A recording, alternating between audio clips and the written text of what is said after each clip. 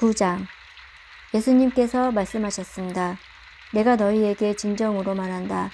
여기 서 있는 사람 가운데서 몇 사람은 죽기 전에 하나님 나라가 권세 있게 오는 것을 볼 것이다.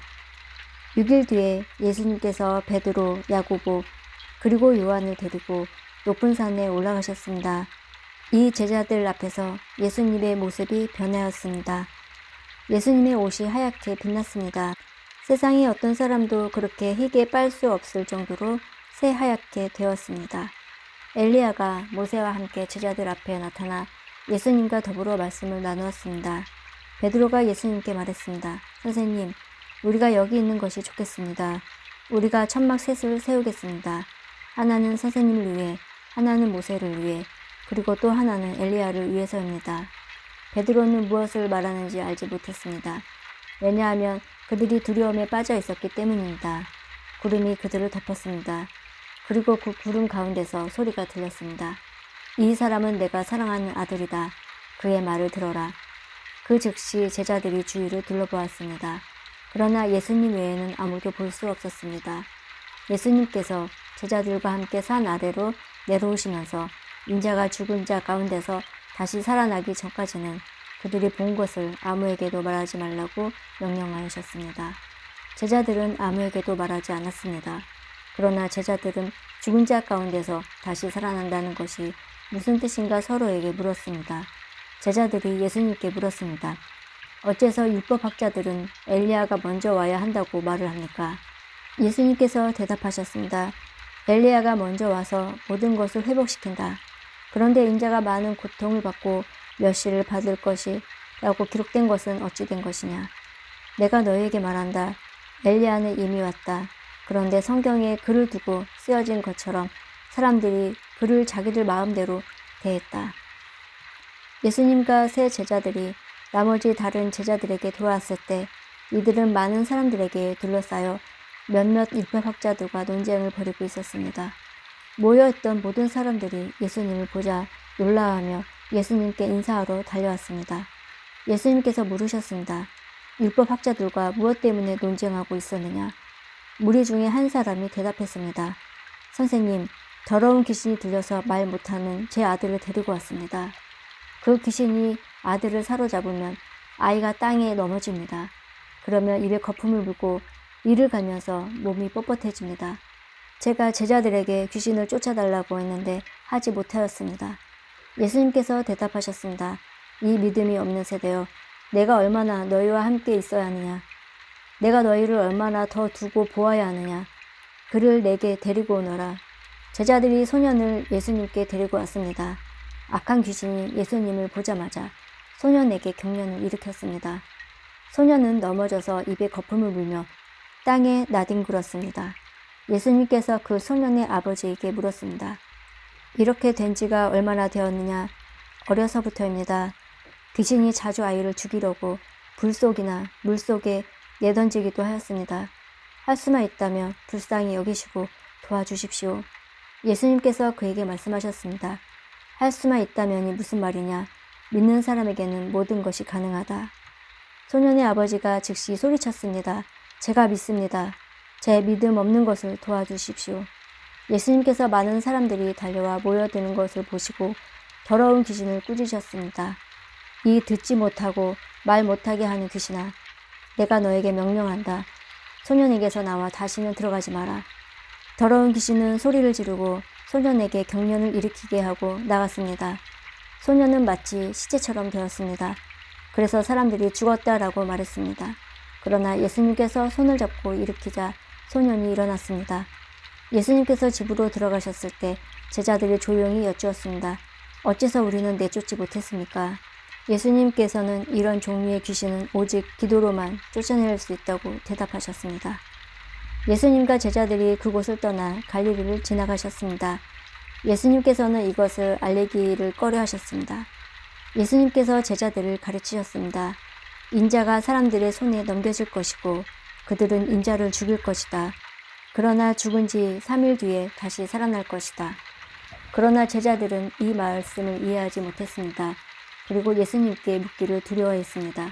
예수님과 제자들이 가버나움으로 갔습니다.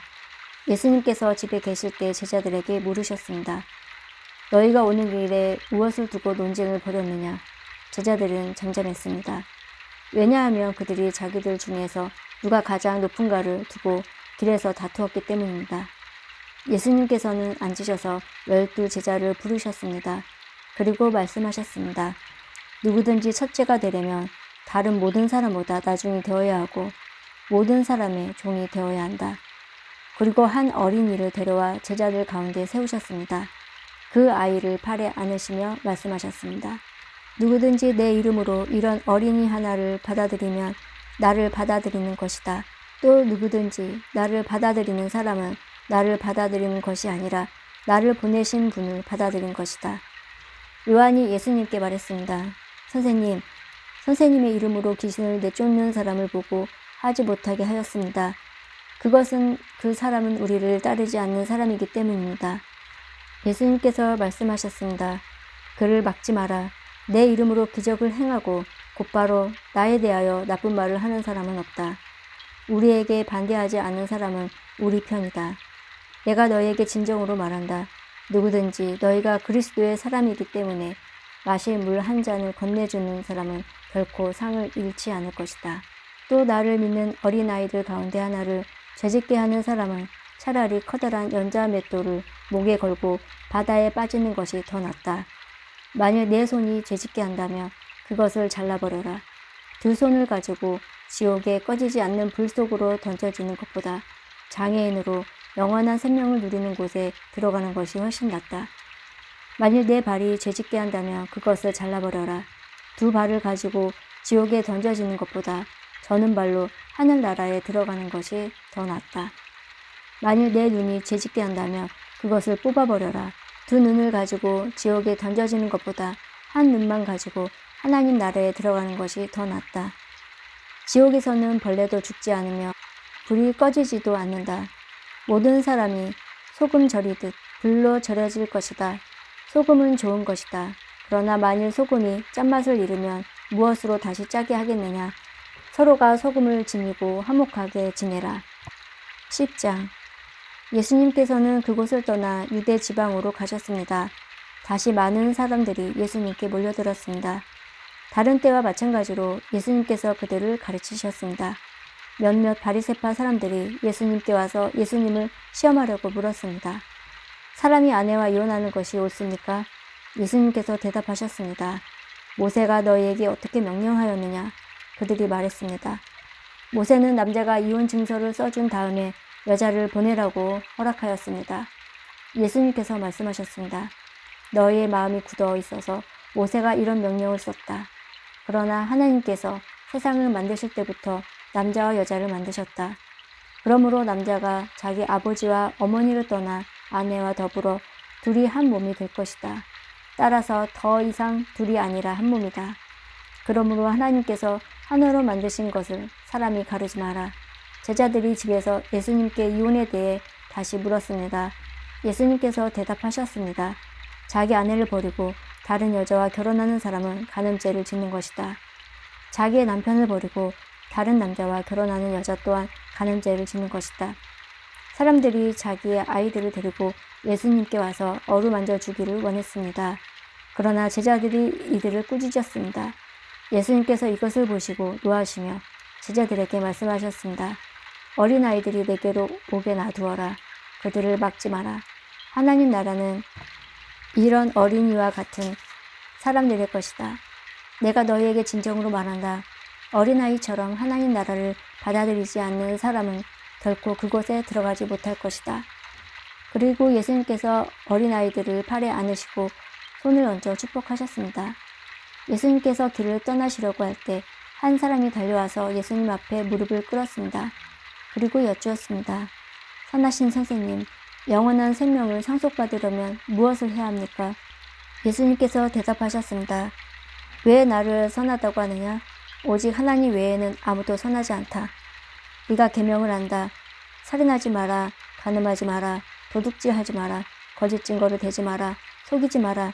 내 부모를 공경하라. 이 사람이 말했습니다. 선생님, 저는 어려서부터 이 모든 계명들을 다 지켰습니다. 예수님께서 그 사람을 보시고 사랑스럽게 여기셨습니다. 그리고 말씀하셨습니다. 내가 부족한 것이 하나가 있다. 가서 내가 가진 것을 모두 팔아 가난한 사람들에게 주어라. 그러면 하늘에서 보화가 있을 것이다. 그리고 와서 나를 따르라. 이 말씀을 듣고 그 사람은 매우 슬퍼하여 떠났습니다. 그것은 그 사람이 많은 재물을 가지고 있었기 때문입니다. 예수님께서 제자들을 보시며 말씀하셨습니다. 부유한 사람이 하나님 나라에 들어가는 것이 얼마나 어려운가. 제자들은 예수님의 말씀에 놀랐습니다. 예수님께서 다시 말씀하셨습니다. 얘들아, 하나님 나라에 들어가는 것이 얼마나 어려운지 부자가 하나님 나라에 들어가는 것보다 낙타가 바늘길을 지나가는 것이 더 쉬울 것이다. 제자들은 놀라며 서로 말하였습니다. 그러면 과연 누가 구원받을 수 있을까? 예수님께서 제자들을 바라보시며 말씀하셨습니다. 사람은 할 수 없으나 하나님께서는 할 수 있다. 하나님께는 모든 것이 가능하다. 베드로가 예수님께 말했습니다. 보십시오. 우리는 선생님을 따르려고 모든 것을 버렸습니다. 예수님께서 말씀하셨습니다. 내가 너에게 진정으로 말한다. 나와 복음을 위해 자기 집과 형제, 자매, 어머니, 아버지, 자식 또는 밭을 버린 사람은 이 세상에서 핍박과 함께 집, 형제, 자매, 어머니, 자녀 그리고 밭을 100배로 받을 것이다. 그리고 오는 세대에서는 영원한 생명을 얻을 것이다. 첫째가 꼴찌가 되고 꼴찌가 첫째가 되는 사람이 많을 것이다. 예루살렘으로 올라가는 길에 예수님께서 사람들보다 먼저 걸어가셨습니다. 제자들이 놀라고 뒤따르던 사람들도 두려워했습니다. 예수님께서 12 제자를 따로 불러 어떤 일이 예수님께 일어날지 말씀하시기 시작하셨습니다. 보아라, 우리는 지금 예루살렘으로 간다. 인자가 대제사장과 율법학자들에게 넘겨질 것이다. 그들은 인자에게 사형을 선고하고 이방 사람들에게 넘겨줄 것이다. 이방 사람들은 인자를 조롱하고 침을 뱉고 채찍으로 때리고 죽일 것이다. 그러나 인자는 3일 뒤에 다시 살아날 것이다. 세베대의 두 아들인 야고보와 요한이 예수님께 와서 말했습니다. 선생님, 우리의 소원을 들어주시기 원합니다. 예수님께서 물으셨습니다. 너희가 내게 무엇을 원하느냐? 그들이 대답했습니다. 저희가 주의 영광스러운 나라에서 선생님의 오른쪽과 왼쪽에 앉게 허락해 주십시오. 예수님께서 대답하셨습니다. 너희가 요구하는 것이 무엇인지 알지 못하는구나. 너희는 내가 마시는 잔을 마실 수 있느냐? 그리고 내가 받는 세례를 받을 수 있느냐? 그들이 대답했습니다. 예, 우리는 할 수 있습니다. 예수님께서 그들에게 말씀하셨습니다. 내가 마시는 잔을 너희가 마시며 내가 받는 세례를 너희가 받을 것이다. 그러나 내 오른쪽이나 왼쪽에 앉는 것은 내가 허락하는 것이 아니다. 이 자리들은 정해놓은 사람들에게 돌아갈 것이다.